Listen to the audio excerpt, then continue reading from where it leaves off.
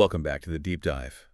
This is where we take the sources you send us, articles, research, maybe even just your notes, and we really try to unpack what's important. Exactly. And today, we're diving into a collection of articles you shared about something that honestly sounds completely wild at first glance. It really does. But it actually points to a pretty telling trend in the world of collectibles.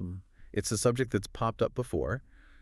Actually, it's not brand new. Right. We've seen variations on this theme. Yeah, but it's definitely worth revisiting now because it just keeps reappearing in stranger and stranger ways, and often connected, it seems, to things like Pokemon. It might seem like pure absurdity on the surface, but these examples you've pulled together, they really offer a fascinating window. A window into how we assign value, Yeah. Especially now, in the age of pop culture, the internet, and really intense fandom. Yeah. It's not just about the collecting itself. It's about the story, the narrative, the attention something gets, and maybe even a sense of belonging. Okay, let's just jump right into the latest example then, and maybe the most head-scratching one, the Cheetozard. The Cheetozard. When I first saw this in the sources, I seriously had to do a double take. What is a Cheetozard? I mean, based on what you sent over, it's literally a single flamin' hot Cheeto. Yep, one Cheeto. Found by a memorabilia shop down in Georgia, first in gold collectibles, sometime between, 2018 and 2022. That's the time frame, yeah. And somehow, this one specific little piece of snack food, Yeah, it uncannily resembled the Pokemon character Charizard. that's right. We're talking about a small, maybe 3-inch piece of fried cornmeal dough. Apparently, it was just forgotten in a safe for a few years and somehow preserved. Forgotten in a safe. Yeah, the sheer randomness of the find is part of what makes it so unusual. Okay, so here's where it gets really interesting, right? Fast forward to April 2024. The store rediscovers this Cheeto. They post a video of it on Instagram. And it doesn't just get a little bit of attention, it absolutely explodes. Over 500,000 likes. Huge numbers. It basically became an instant internet curiosity overnight. So seeing that kind of viral interest, they obviously thought, okay, we need to do something with this. Well, yeah, it was the smart move, really, to capitalize on that momentum. They consigned the Cheeto to Golden Auctions. Gold, they're a big name, right? Yeah. High-profile sports stuff, pop culture memorabilia. Exactly. They know how to handle valuable collectibles. But the challenge here, of course, was how do you treat a snack chip like a serious high-end collectible? And the solution they came up with is, honestly, part of the whole story now. They mounted it on a custom display card. Right. Cheekily labeled Cheetozard, and it even had 120 HP, like the health points from the Pokemon card. A fake little nod, yeah. And then they sealed the whole thing up in one of those clear protective cases. They basically gave it the full, high-end collectible treatment. Absolutely. Turned it from this fragile little chip into a proper display piece. And then it went into their February 2025 Pop Culture Elite auction. Okay, so bidding starts relatively low. Yeah. Just $250 on February 10th. That sounds almost reasonable for a second. For a moment, maybe. But as the sources detail pretty clearly, over the next few weeks, that price just escalated dramatically. Dramatically. Well, by the time the auction closed on March 2nd, after 60 bids, the hammer price hit $72,000. $72,000 for the Cheetah. For the Cheeto itself, yes. But then you have to add the buyer's premium fee on top of that. All right, the auction house got. Exactly. So the total cost for this one single Cheeto reached a staggering $87,840. 87. Yeah. Thousand. Wow. I mean, I saw that number in the notes and my jaw just dropped. You weren't the only one. When Golden announced the sale, the online reaction was, well, exactly what you'd expect. Let me guess. Jokes, disbelief. All of the above. Comments ranging from kind of dark jokes about it being a final meal Oh, boy. to just sheer bewildered questions like, what is wrong with people? Yeah. With the laughing emoji. Even the official Cheetos brand themselves just chimed in with the wide eyes emoji. Just the eyes. Ah. Perfect. We don't know who actually bought it, do we? No, the buyer's anonymous. But whoever they are, they got the Cheeto, the custom card, the case, the whole package. And yeah, one outlet couldn't resist pointing out, for a roughly 3-inch long Cheeto, that works out to over $29,000 per inch. Puts a whole new perspective on expensive snacks, doesn't it? It really does. Yeah. And look, while the price and the item itself are just bizarre, this isn't happening in a total vacuum, is it? No, that's a really key point. It feels unique, but it connects to broader trends. Right, because my first thought was, okay, is this a completely new level of weird? But you're saying intense bidding over rare items. That's not new in Pokemon collector culture at all. Oh, not in the slightest. Yeah. The entire idea behind Pokemon, right from the original games back in 1996, is built around that gotta catch 'em all slogan, Yeah. that impulse, that drive. It's pushed fans and collectors to seek out scarce items from day one. And it's created this massive secondary market. And that secondary market for the, let's say, traditional Pokemon stuff. The cards, that's just exploded, hasn't it? Absolutely. Vintage cards, things that were maybe pocket money buys back in the day, they routinely sell for thousands now. And the really ultra-rare ones. 6 figures, even 7 figures. The sources mentioned one card hitting $1.2 million back in 2021. $1.2 million for a Pokemon card. Okay. Exactly. But the frenzy, it isn't just confined to the cardboard anymore, as the franchise has grown and stayed incredibly relevant for decades. Right. That collector passion has sort of spilled over into other merchandise, toys, comics, video games, obviously, and yes, surprisingly, even food items. Food. Yeah, food items have become these unexpected collectibles. It's really blurring the line between like a promotional snack you'd eat and a serious piece of memorabilia you'd display. Okay, the perfect example of this, maybe before the Cheetozard, has to be those limited edition Pokemon Oreo cookies from 2021, right? Definitely. That was a huge deal. They had different Pokemon designs stamped on them. But the key was, they deliberately made the Mew cookie exceptionally hard to find. It was short printed, was the term. Exactly. Intentionally scarce. And that short printing just sparked its own kind of, feeding frenzy among collectors. So suddenly these individual Mew Oreos started popping up on eBay. Oh, yeah. With asking prices that just seemed completely detached from reality, some as high as $100,000. $100,000 for a cookie. Now, okay, surely a lot of those were just hopeful listings, maybe jokes even. Probably, yeah. Many likely were. But the sources do confirm that some buyers did genuinely pay thousands of dollars for one cookie just to get that rare Mew design. Seriously, thousands. NPR reported confirmed sales over $15,000. $15,000 for an Oreo. And even a full unopened pack, which probably cost you, $4 or $5 at the store? Yeah, about that. Sold for $1,200 on the secondary market. $1,200 for a pack of Oreos. Oh. It's astonishing when you actually stop and think about it. Thousands for a single perishable cookie that's just going to crumble eventually. It really is. But it perfectly illustrates how that intense demand, that gotta-catch-'em-all dynamic within the Pokemon community, how it can attach immense, seemingly irrational value to even the most fragile or, transient items. So the Cheetozard really is cut from the same cloth as the Mew Oreo then, isn't it?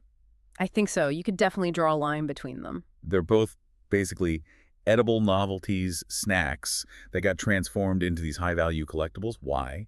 Because of that strong Pokemon connection, and crucially, their genuine rarity, or at least perceived scarcity. Absolutely. One collector in the sources made that exact point. Scarcity is the ultimate driver here. Doesn't matter if it's a super rare Charizard card or, a Charizard-shaped chip. That uniqueness, that feeling of owning something hardly anyone else has.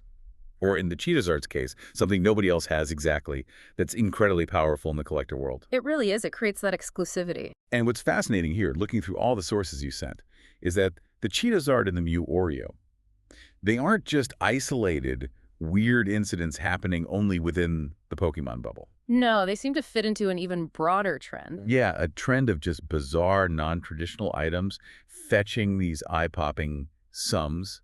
And it feels like a trend that's really been amplified by, the internet.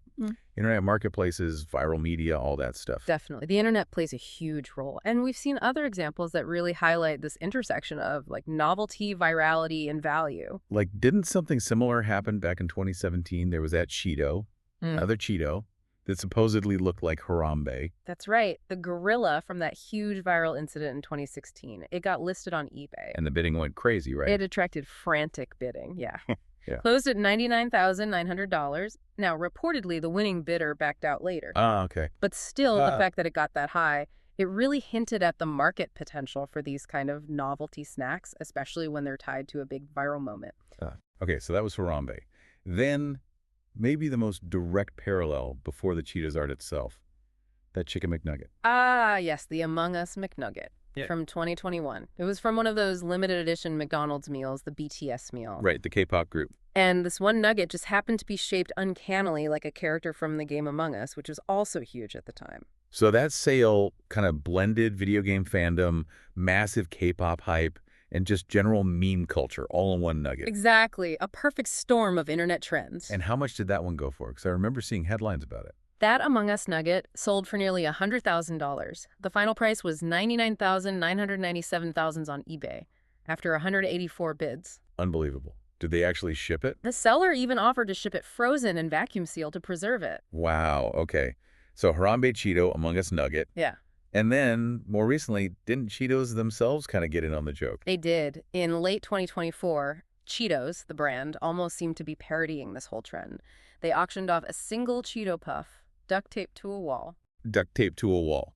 Clearly referencing that famous viral art piece, the banana taped to the wall. Exactly, Maurizio Catalan's piece. And guess what? That Cheeto puff sold for $20,000. $20,000. Yep. But there was a twist. The buyer also received a $20,000 supply of actual edible Cheetos along with the artwork. Okay, that makes it slightly less insane. Slightly. It was a clever bit of marketing, really. But it also showed, again, that people are willing to pay significant money for novelty, for a good story, especially when it taps into internet culture and viral moments, even when it's self-aware like that. These examples, taken together, they really underscore the point, don't they? People are willing to spend serious money, like car money, or even more on items that, let's be honest, would normally be trash. Yeah. Or lunch. Right. Stuff you'd discard or just eat without a second thought. But why?